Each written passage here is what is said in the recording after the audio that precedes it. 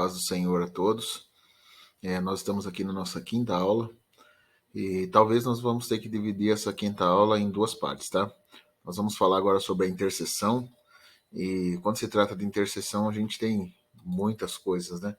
E provavelmente nós vamos ter que dividir em duas aulas, mas não tem problema. Vamos começar. Mateus capítulo 6, versículo 10 diz o seguinte, tá? Fala sobre a questão da legalidade, a oração que Jesus fez, que a gente fala que é a oração do Pai Nosso, né? E fala da questão da legalidade por trás da oração, né? E como nós devemos entendê-la. Eu acredito que Deus age mediante a oração, né? Deus nos ensinou a orar de uma forma específica. Ele diz: venha o teu reino e seja feita a tua vontade. É interessante a gente entender isso aqui. Ele diz assim na terra como é no céu. Então o Senhor Jesus deixou bem claro que a oração não tem só a ver pedir, né? Só algo que nos interessa. Não é só uma forma de nos aproximarmos de Deus para pedir algo, mas é o estabelecimento da vontade dele. E o que Deus quer passa por nós. Ele está dizendo: vocês vão pedir. Vocês vão pedir o meu estabelecimento desse reino. Vocês vão pedir para que o meu reino esteja entre vocês. Que assim como é feito no céu, seja feito na terra. Então, se você ler o versículo anterior, no versículo 9, ele diz o seguinte: portanto vos orareis assim, Pai nosso que estás nos céus, santificado seja o teu nome. É uma das primeiras declarações que ele nos ensinou: venha o teu reino, seja feita a tua vontade, assim na terra como é nos céus. Então é interessante, gente. Ele está falando de uma relação, né, onde eu e você nós clamamos para que possa ser estabelecido o reino dele aqui na terra. Isso parte de nós, isso é uma responsabilidade nossa. John Wesley fez uma declaração muito interessante. Ele diz assim: nos parece que Deus é limitado pela nossa vida de oração. Ele nada faz pela humanidade a menos que alguém peça para fazê-lo. Então existem coisas que Deus só vai fazer e ele espera que a gente possa pedir, né? Pedir. Enquanto nós não pedimos, ele não faz. Ele espera que nós possamos pedir. E às vezes quando a gente fica pensando nisso, parece que a gente pensa, né? Nossa, que burocracia. Tem que pedir para que ele possa cumprir a vontade dele na terra. Gente, mas quando a gente começa a estudar a vida de oração, né? A vida de intercessão, nós entendemos o quê? Que Deus, se ele quisesse fazer da forma dele, ele faria. Mas ele não invade jurisdição. Ele deu a responsabilidade e ele colocou isso na mão do ser humano, né? Ele confiou a terra na mão do ser humano, né? Lá no primeiro item da apostila, a pergunta é: por que orar? Né? Por que orar? Porque Deus só age na terra mediante a oração. Ele ensinou a orar dessa forma: venha o teu reino, seja feita a tua vontade. É assim, é assim. A vontade de Deus precisa de uma intervenção nossa. É nós que clamamos, é nós que pedimos, ainda que ele queira, né? Ainda que o desejo dele seja esse. Mas ele espera que nós possamos pedir, tá? Por quê, gente? Porque a vontade dele precisa estar atrelada à oração. E quando isso estiver atrelado à oração, vai acontecer. Né? Vamos buscar esse entendimento desde o princípio para a gente compreender melhor como que Deus trabalhou desde o princípio. Tá? A terra foi dada aos homens. Quando ele criou, o homem ele colocou em uma condição de autoridade, ou seja, o homem era autoridade sobre a face da terra. Salmo 8,6 vai dizer isso. Né? Isso aqui é a mesma coisa que ele fala lá em Gênesis. Ele diz: faz com que ele tenha domínio sobre as obras das tuas mãos, tudo pusesse debaixo dos teus pés. Ou seja, Deus colocou o homem na condição de autoridade. A responsabilidade era do homem. O homem tinha autoridade sobre a face da terra. Salmo 115 diz assim: os céus são os céus do Senhor, mas a terra ele deu aos filhos dos homens. Querido, então é importante a gente compreender essas coisas. Precisamos entender esse princípio de autoridade. Ele colocou tudo na nossa mão e ele respeita a jurisdição. Mesmo a autoridade sendo entregue por ele, nem mesmo ele passa por cima disso. Deus não sai fazendo as coisas sem nos comunicar, sem conversar conosco. E eu não estou dizendo, querido, que ele é obrigado a isso, mas ele respeita. Foi ele que colocou, ele que entendeu. Então é por isso que nós entendemos a questão do sentido de oração. Né? Jesus disse que Deus sabe exatamente o que nós necessitamos. Né? E por que ele quer que a gente peça? Não é verdade? Ele mandou a gente orar. Mas em Mateus 6,8 ele diz assim: não vos assemelheis, pois, a eles, porque vosso Pai sabe o que é necessário antes de vos pedirdes. Ou seja, Deus conhece tudo. Então o propósito da oração, gente, não é informar Deus de nada. Né? O propósito da minha petição não é informar Deus. Né? Deus já sabe o que eu vou pedir, Deus já sabe o que eu quero, Deus já sabe o que eu preciso antes mesmo de eu pedir. Então não é informar. Temos que entender, gente, que a oração é uma expressão de fé. Porque Deus não atende só a nossa necessidade, ele atende a nossa fé. Todo homem, gente, ele precisa ter fé, clamar a presença de Deus, e a oração faz com que isso desencadeie, que as coisas comecem a acontecer, né? Por exemplo, o homem necessita de salvação. E a Bíblia vai dizer em Timóteo que o desejo de Deus é que todos os homens se salvem e cheguem ao pleno conhecimento da verdade. Então, ainda que existe uma necessidade de um homem, do homem, né? De um lado, e do outro lado, a vontade de Deus precisa de arrependimento, precisa de ter fé. Então, precisamos entender da autoridade, a questão da fé, e entendermos o propósito. Então, nós precisamos, está colocado nas nossas mãos a forma de pedirmos, de clamar, e nós precisamos usar toda essa autoridade que foi colocada nas nossas mãos. A autoridade que foi dada ao homem, ela é muito grande, tá? Claro, nós não podemos esquecer que ela foi afetada por causa do pecado, né? A Bíblia diz lá em 2 Pedro 2,19, de quem alguém é vencido, do tal se faz servo. Outra palavra diz escravo, né? Então, quem é vencido se torna escravo do vencedor. Quando o homem se curvou-se diante daquela proposta de Satanás no Éden, ele curvou e colocou todo o senhorio de que Deus havia dado para o homem na mão de Satanás, né? Você lembra daquela conversa quando Jesus ele está, né, lá no deserto falando com o diabo diz para ele lá em Lucas 4,6 assim, dar-te-ei a ti todo o poder da glória, porque a mim me foi entregue e eu dou a quem quero. Gente, você não vê Jesus rebatendo, dizendo não foi entregue nada a você, seu mentiroso, né? Isso aí não é seu, coisa nenhuma. Você não vê Jesus rebatendo ele, tá? Jesus não fala para ele, você está mentindo, Satanás, né? Na verdade, ele mostrou todas as glórias do reino e ele oferece aquilo para Jesus. Ele diz, a mim me foi entregue. Agora, gente, aonde na Bíblia você vê Deus entregando qualquer tipo de autoridade na mão de Satanás? Em momento nenhum você Deus vê entregando autoridade na mão de Satanás, de forma alguma. O que acontece, gente, é que quando o homem peca, ele vai entregar de mão beijada tudo aquilo que é autoridade na mão de Satanás, né? Eu acredito que a gente falha em relação a isso aí porque a gente não entende muito bem essa questão de autoridade. Vamos compreender o resto completo? Aí Jesus diz assim, ó, Jesus rebate ele dizendo o seguinte, versículo 8 de Lucas 4, e respondendo disse-lhe, vai de Satanás, porque está escrito, adorarás somente ao Senhor teu Deus e só a ele servirás.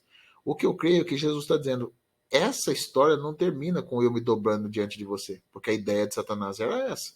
Mostrou tudo para ele e diz, ó, eu tenho autoridade sobre tudo. Se dobra. Jesus está dizendo, essa história não termina dessa forma, né? Mas ele diz que todo joelho vai se dobrar diante dele. Jesus veio para tirar essa autoridade da mão de Satanás. Jesus veio resgatar essa autoridade da mão de Satanás. Ele veio mexer em todas as áreas, inclusive essa da natureza. Né? Tudo que foi afetado, gente, pelo pecado, Jesus veio tratar todas essas formas, tudo. Né? Esse afastamento do homem e Deus, Jesus veio trazer reconciliação, o fato do homem ter perdido essa questão de filho, né? Se tornou uma criatura, Jesus veio trazer essa filiação de volta, o homem se tornou filho de Deus de novo, né? Você vê, por exemplo, a questão da natureza que foi danificada, Romanos 8 vai dizer que a natureza ela geme aguardando a redenção dela, Jesus veio tratar também, ele vai tratar com a questão da natureza, então você vê Jesus tratando em todas essas áreas, e uma delas foi a autoridade, né? A autoridade que foi dada na mão de Satanás, Jesus veio tomar também a autoridade de volta.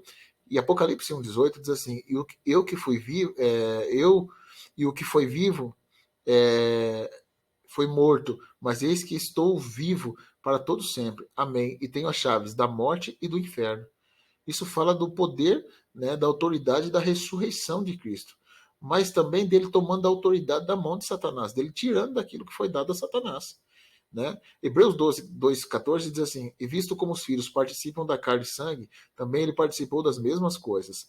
Né? Jesus ele veio em carne, ele veio, né, e sofreu em carne. Ele diz assim, para que pela morte aniquilasse o que tinha o império da morte, isto é, o diabo, e livrasse todos os que com medo da morte estavam por toda a vida sujeitos à servidão. O que a Bíblia está dizendo? Se a Bíblia está dizendo que ele tomou a chave e ele veio subjugar Satanás e vencê-lo, se isso vale em relação à autoridade da morte, né, que estava nas mãos de Satanás, é coerente a gente dizer que o mesmo vale em relação à terra. Né? Precisamos orar para que Deus faça tudo o que ele quer fazer. Ou seja, ele retomou a autoridade. Isso abre a vontade de Deus para toda a terra. Aquilo que nós clamarmos, segundo a sua vontade, ele vai nos atender. Então hoje ele colocou de volta a autoridade nas nossas mãos. Alguém diz, gente, que a oração é a gerar, né, coisas para Deus, é gerar manifestações de Deus. Então nós precisamos o quê? Já que Jesus tomou de volta todo, ele foi lá, ele tirou a chave da morte, a chave do inferno, ele tirou esse poder de Satanás, ele arrancou também esse direito que ele tinha sobre a terra. Então hoje isso é transferido. Se nós orarmos, se nós clamarmos, as coisas podem ser transformadas e mudadas na terra. Esse é o desejo de Deus. Então, para que Deus possa agir na terra, o homem tem que pedir. Foi Deus que quis assim. Eu não estou dizendo que Deus é limitado e ele não pode fazer, ele pode fazer, mas ele colocou dessa forma. A petição nossa é a abertura, né? A petição do homem é a abertura que Deus dá. Para quê? Para que essa autoridade que ele tem sobre a face da terra, possa ser concluída as coisas. Então Deus espera que o homem possa falar, Deus espera que o homem possa orar, Deus espera que o homem possa clamar para que as coisas comecem a acontecer. E existem vários tipos de oração. E nós vamos focar nesse aqui hoje, no aspecto da intercessão. Né? O que a Bíblia fala sobre a questão de intercessão. Intercessão é algo que eu acho fantástico, gente. Eu acho de extrema importância. Intercessão é algo que todos nós precisamos orar, precisamos clamar. Esse é um plano e um propósito de Deus. Jó 9:32 diz assim: porque ele não é homem, como eu, a quem responda vindo juntamente a juízo. Não há entre nós árbitro que ponha a mão sobre nós ambos. Né? Então, essa expressão que foi colocada aqui, que não há entre nós árbitro, ele está falando justamente da necessidade que o homem tinha de um intercessor, de alguém que se colocasse no meio, né, de alguém que entrasse diante dele em juízo com Deus. Né? Ele está dizendo o seguinte: Deus não é homem como eu, né, para que eu possa entrar em juízo com ele. Não dá. Deus não é homem. Né? Eu não consigo entrar com ele cara a cara. Aqui é o primeiro clamor que existe de intercessão na Bíblia. Precisava de alguém, e Jesus veio preencher esse espaço. Jesus veio, gente, habilitar eu e você para que a gente possa estar diante de Deus de novo. Né? Então, o ministério atual de Jesus, por exemplo, a Bíblia fala que é a intercessão. Hebreus 7:25 diz assim: portanto, esse texto é muito lindo. Ele diz: portanto, pode também salvar perfeitamente os que por ele se achegam a Deus. Como que a gente se achega a Deus? Por causa dele. Né? Eles vivendo para sempre, eu gosto dessa palavra, eles para sempre, para interceder por eles. Então a Bíblia está dizendo que ele vive para interceder, mas ele diz para sempre para interceder por nós. Então o ministério hoje de Jesus Cristo é a intercessão. Né? Então, para a gente chegar a Deus, é por causa de Jesus. Ele nos traz a salvação. E ele vive para interceder por nós. E isso é muito poderoso, gente. É muito poderoso. A intercessão, gente, ela pode mudar tudo. A intercessão pode transformar. A intercessão pode poupar vidas. Eu gosto de um texto que lá do Velho Testamento, que fala em Gênesis 18:20, né? Antes de Deus destruir Sodoma e Gomorra, a palavra de Deus fala sobre a postura de Abraão diante de Deus com a intercessão. Eu acho fantástico isso, tá? Vamos começar a ler? Diz assim, ó, Gênesis 18:20. Disse depois o Senhor: porquanto o clamor de Sodoma e Gomorra tem se multiplicado e porquanto o seu pecado tem se agravado muito, descerei agora e verei se com efeito tem praticado segundo o seu clamor, que é vindo até mim. Então sabê-lo-ei. Então viraram aqueles homens, né? Tá falando dos anjos, né? Dois anjos e o outro ele disse que era o Senhor. Então viraram aqueles homens os rostos dali e foram-se para Sodoma, mas Abraão ficou ali em pé diante da face do Senhor. Chegou Abraão dizendo: destruirás também o justo com ímpio? Então a pergunta de Abraão é: Deus, o Senhor vai destruir o justo com ímpio?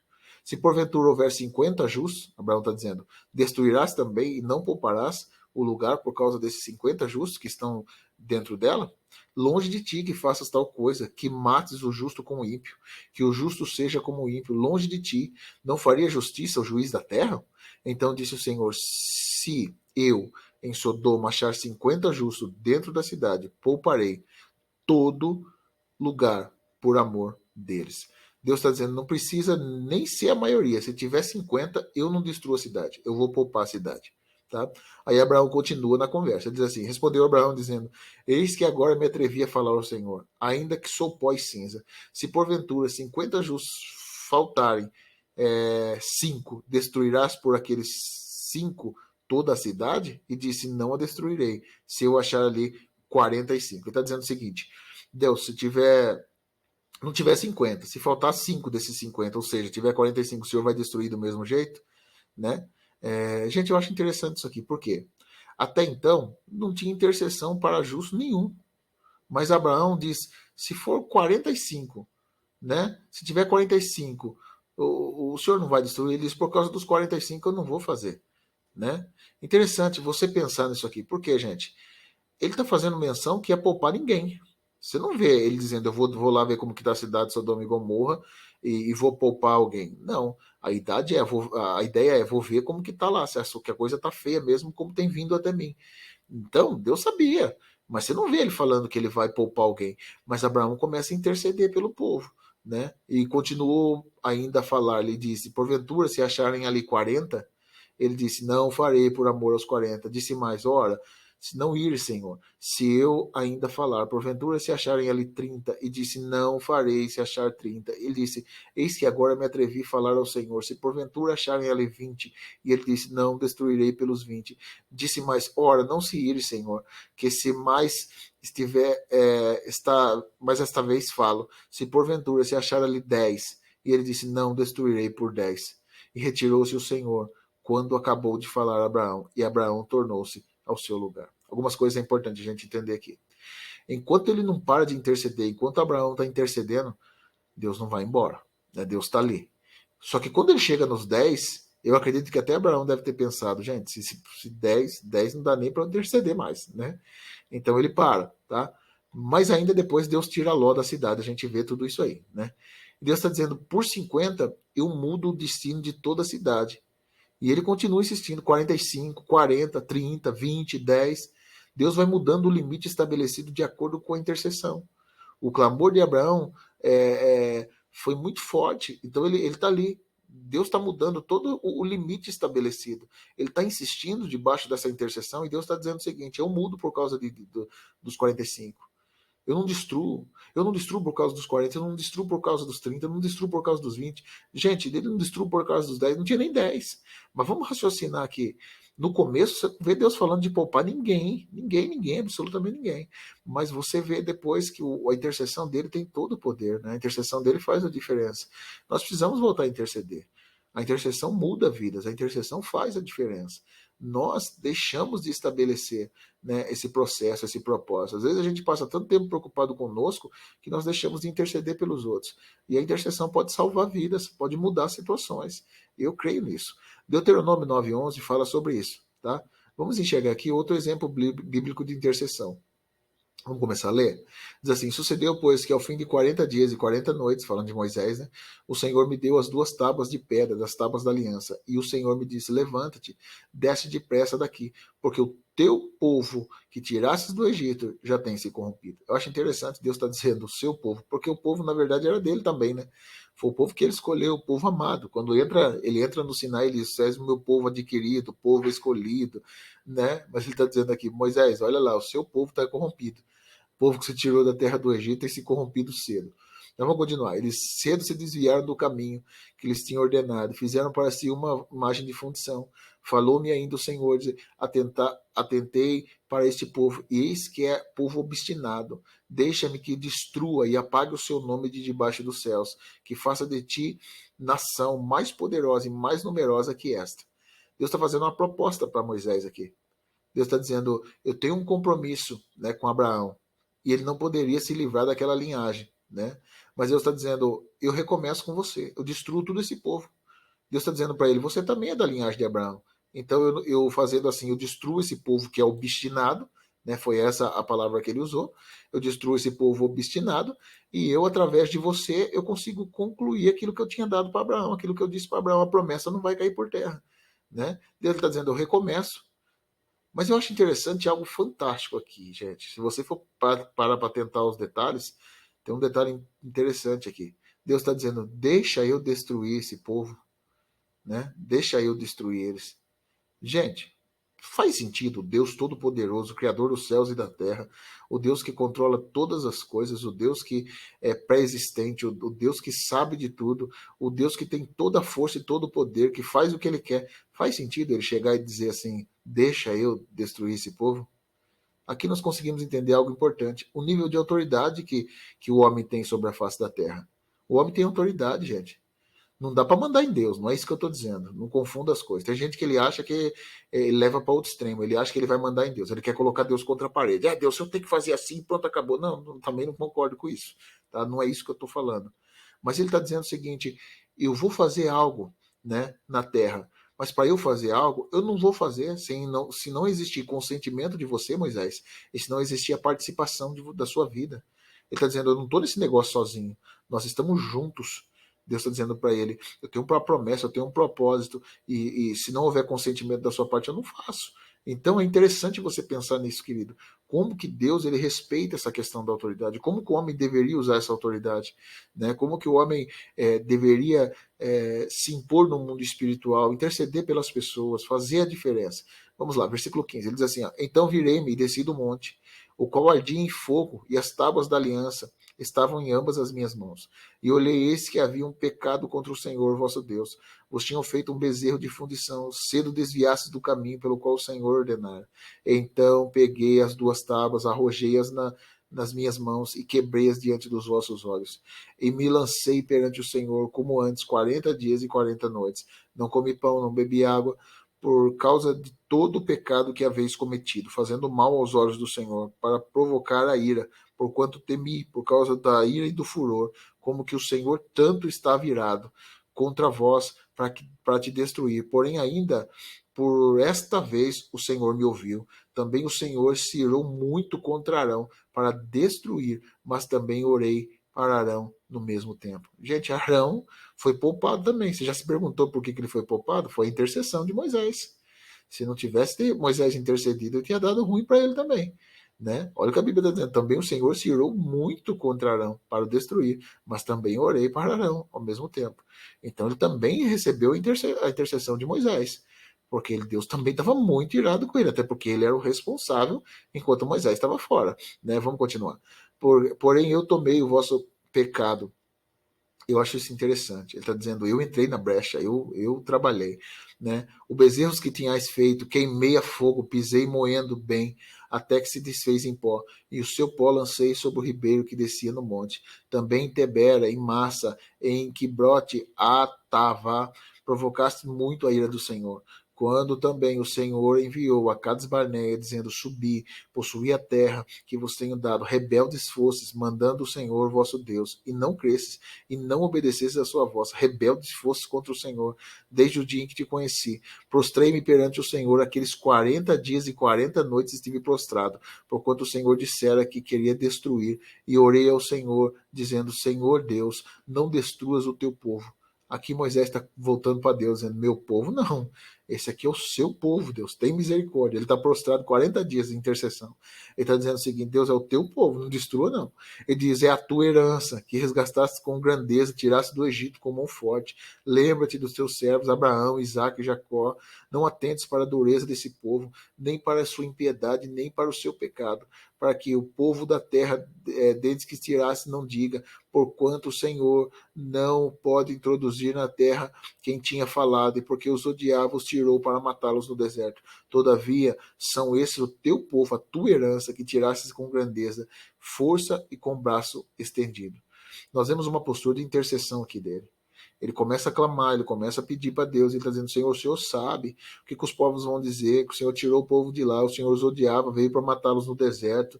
Ele está dizendo, é a sua herança, Deus, é o seu povo, o Senhor tirou eles como um forte, não destruas. Você vê Moisés intercedendo pelo povo, gente. Você vê o poder da intercessão, você vê o poder que acontece de Deus não destruir eles naquele momento. Tá? Outro caso é o caso de Ezequiel.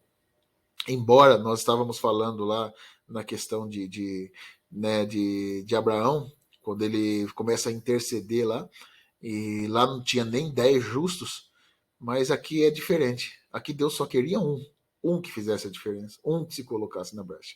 Ezequiel 22:30 diz assim, ó, e busquei dentre eles um homem que estivesse tapando o muro, que estivesse na brecha perante mim por essa terra, para que não destruísse, porém a ninguém achei. Aqui Deus vai além da intercessão de Abraão. Ele está dizendo, na verdade, tudo que eu preciso era de um homem, alguém, uma pessoa que se colocasse na brecha. Né? O muro está aberto e existe uma exposição, né, por causa do pecado. E Deus está dizendo, eu preciso de um intercessor. Se tivesse um intercessor, vai reverter completamente o quadro de destruição. Ele está dizendo, eu não vou trazer juízo sobre vocês por conta do posicionamento de uma pessoa. Gente, isso aqui é muito interessante. Isso aqui é muito importante. O posicionamento de uma pessoa pode mudar o juízo de uma nação. E nós temos autoridade no mundo espiritual para entrarmos, gente, para entrarmos diante de Deus, né? E para conseguirmos buscar essa intercessão e clamar pelas pessoas. Isso pode mudar tudo. A intercessão de uma pessoa pode mudar o juízo de Deus em relação a todas essas coisas, né? Então você vê muito essa questão. Por exemplo, vamos falar agora sobre a intercessão pelo mover do Espírito Santo. Em Atos 4:24, nós temos aqui um relato de como os apóstolos, depois de terem saído da prisão, eles têm uma proibição dos líderes da nação impedindo eles de pregar. Ele está dizendo, vocês não devem mais falar nesse nome, no nome de Jesus Cristo, né? A Bíblia diz que eles reúnem os irmãos, eles começam a se reunir e eles levantam um clamor, né? Eles começam a buscar a presença de Deus, eles começam a clamar, tá? E o clamor deles, eu acho interessante, Senhor, concede-nos que anunciemos a tua palavra com toda ousadia e intrepidez. A intercessão deles, a oração deles é pelo mover do Espírito. E ele diz o seguinte, enquanto o Senhor estende as mãos para operar e curar, sinais, prodígios, milagres por intermédio do teu santo Filho Jesus. A Bíblia diz, enquanto eles oravam, tremeu o lugar que eles estavam reunidos. Gente, eu acho interessante. Por quê? Porque eles estão clamando, eles estão intercedendo por um mover do Espírito Santo, né? Mesmo Deus enviado eles a pregar, eles sabiam disso, eles precisavam ainda viver na dependência de Deus, porque precisavam coisas acontecer, né? Precisavam coisas sendo mudadas lá. Então eles estavam dizendo, Senhor, enquanto nós pregamos, o Senhor faz os milagres acontecer. Então precisa disso, tá? Essa intercessão. Outra intercessão é a intercessão por livramento. Atos 12:5, eu gosto desse texto. Esse texto é um texto que para mim ele é muito interessante, né? Por causa da forma que ele é conduzido. Isso vai te trazer muito entendimento sobre a questão de intercessão, tá? Como isso pode trazer livramento para as nossas vidas.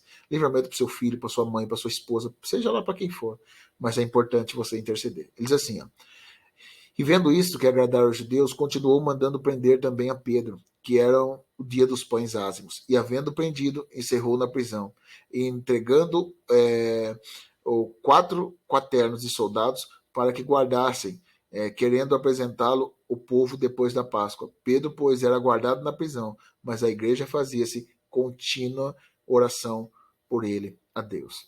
Gente, Herodes acaba prendendo Tiago, né, o irmão de João, um daqueles que ele apelidou de Boanerges, né, o filho do trovão, os filhos de Zebedeu.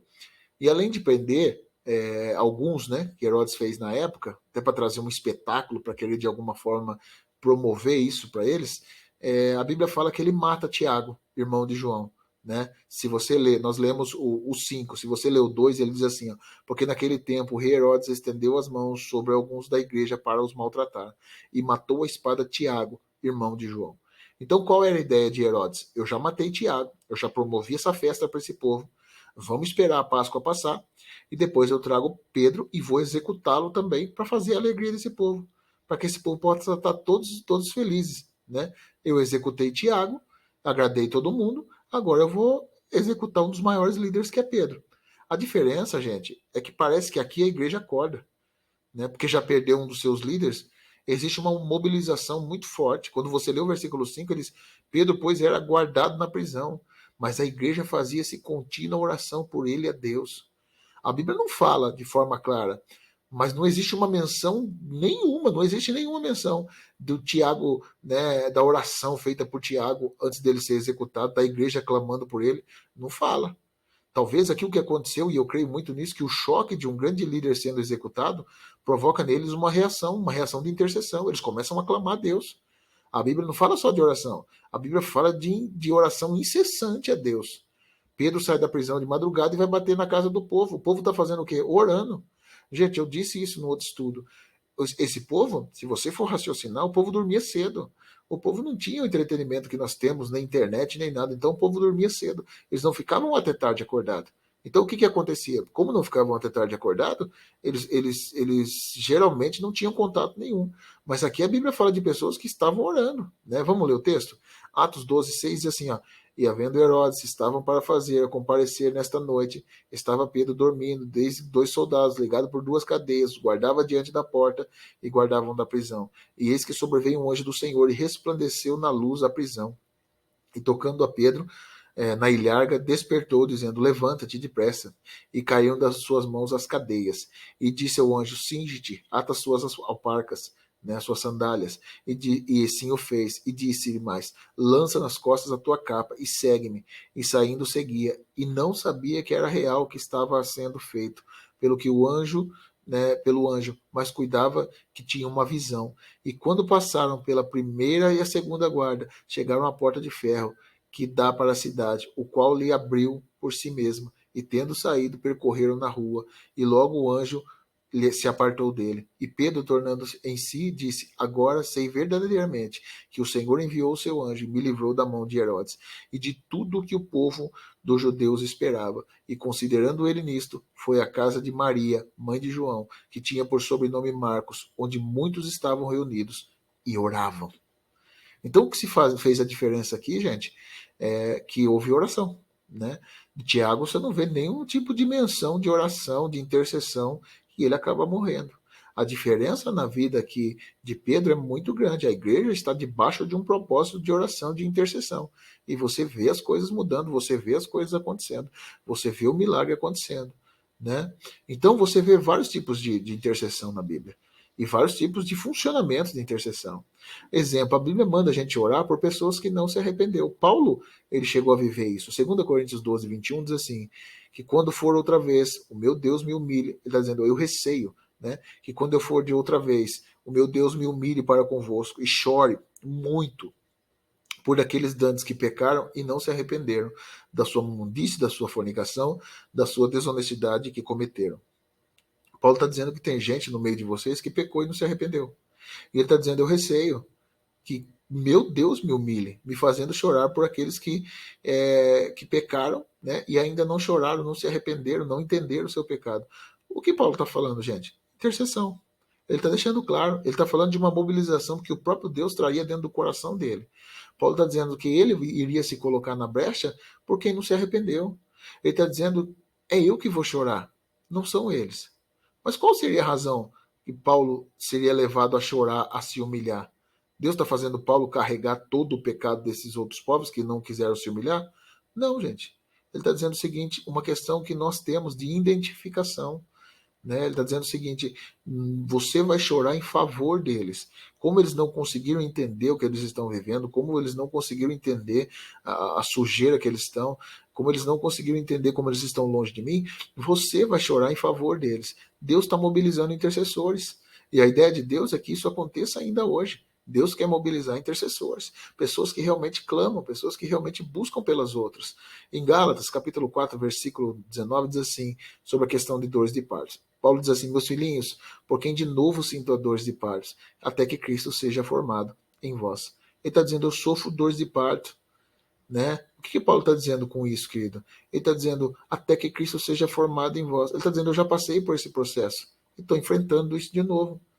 Ele está falando não só de um filho, gente, que traz tristeza e depois vai trazer alegria.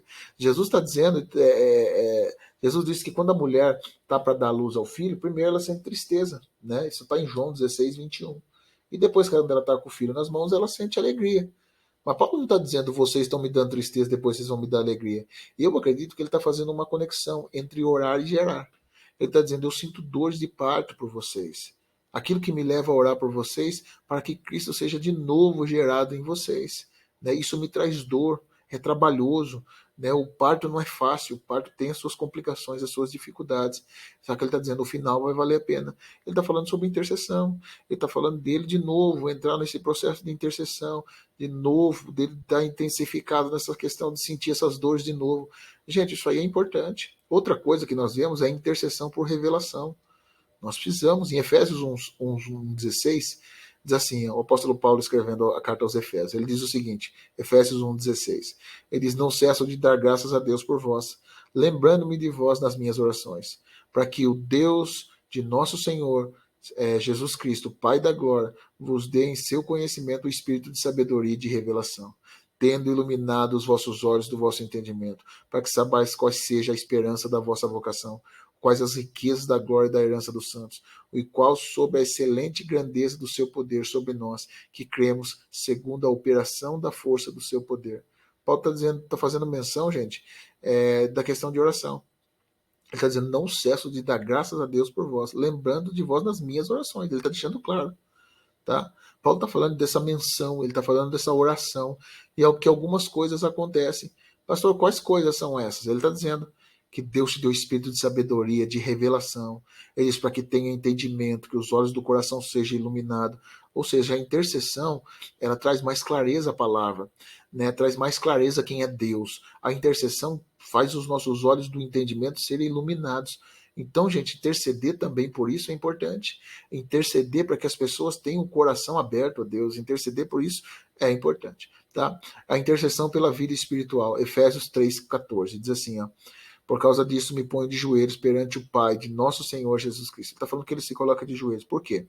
Do qual toda a família dos céus e na terra toma o nome, para que, segundo as suas riquezas, da sua glória, vos conceda que sejais corroborados no poder do seu Espírito no homem interior. Ele está falando de uma transformação que aconteceria no homem interior.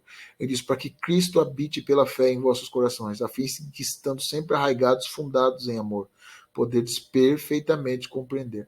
Paulo está colocando de joelho para que eles pudessem ter compreensão do que? É que ele vai explicar.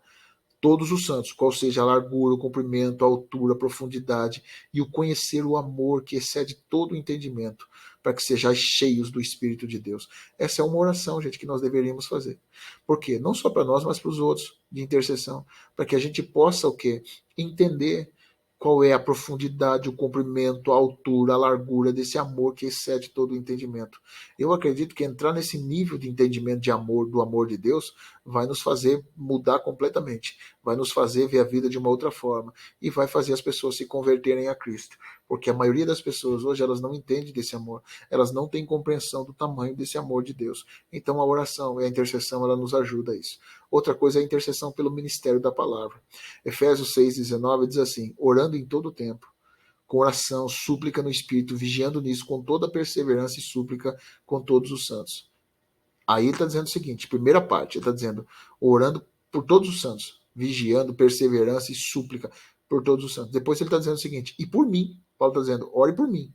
Para quê? Para que seja dada no abrir da minha boca a palavra da confiança, para fazer notório o ministério do Evangelho, pelo qual sou embaixador em cadeias, para que possa falar livremente como convém falar. Então ele está dizendo o seguinte, vocês devem suplicar por todos os santos, primeiro, ponto. Né? Também por mim, está dizendo.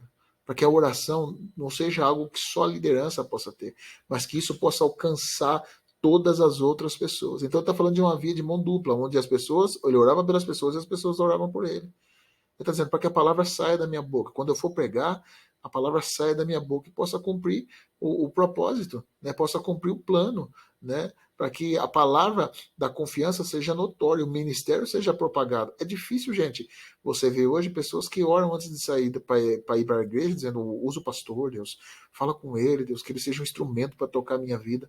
É isso que o apóstolo Paulo está dizendo, que a igreja deveria orar para que isso pudesse tocar as pessoas, né? As pessoas, que a palavra possa tocar o coração das pessoas. Então, você vê Paulo gastando muito tempo na questão de ensino, mas ele não gastava tempo só em ensino, ele gastava tempo em oração para que esse ensino pudesse ser eficaz para a vida das pessoas, tá bom? Outra coisa é a intercessão pela vida espiritual, tá? A intercessão pela vida espiritual. Paulo diz assim, ó, dou graças a Deus, meu Deus, em todas as vezes que me lembro de vós, fazendo sempre com alegria orações por vós com todas as minhas súplicas, pela vossa cooperação do Evangelho, desde o primeiro dia até agora. Ele está dizendo, eu oro pela cooperação de vocês em relação ao Evangelho. Desde o primeiro dia que eu preguei para vocês, eu estou orando.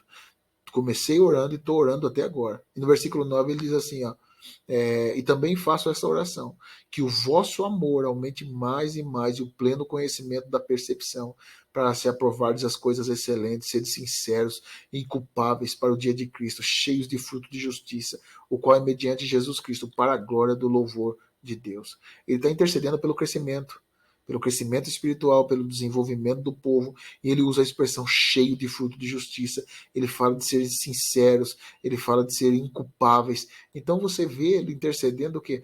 para o crescimento do povo. Gente, nós precisamos clamar para que as pessoas evoluam, cresçam, desenvolvam, para que as pessoas possam ter um relacionamento mais profundo com Deus, quanto as pessoas que são meninos dentro da igreja, meninos debaixo daquilo que Deus planejou. Tá? Então o propósito de Deus é que a gente possa ter o desenvolvimento.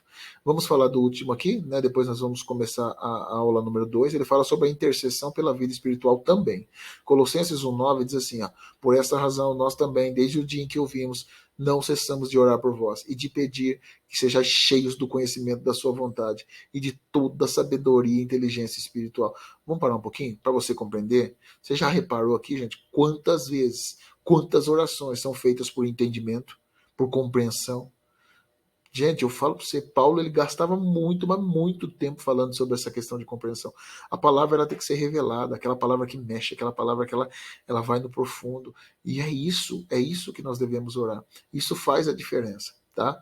Ele diz, para que possais andar dignamente diante do Senhor, aguardando-lhe em tudo, frutificando em toda boa obra, crescendo em conhecimento de Deus, corroborados em toda fortaleza, segundo a força da sua glória, em toda paciência, longanimidade e gozo. Então existe um volume de oração muito grande, se tratando dessa questão, dessa insistência, né, desse propósito de Deus, que a nossa vida espiritual cresça, evolua, né? Que a gente possa frutificar em toda boa obra, crescendo no conhecimento de Deus. Gente, ele traz muitas questões sobre isso. Então é importante a gente compreender, tá? Então, terminamos aqui essa questão, né?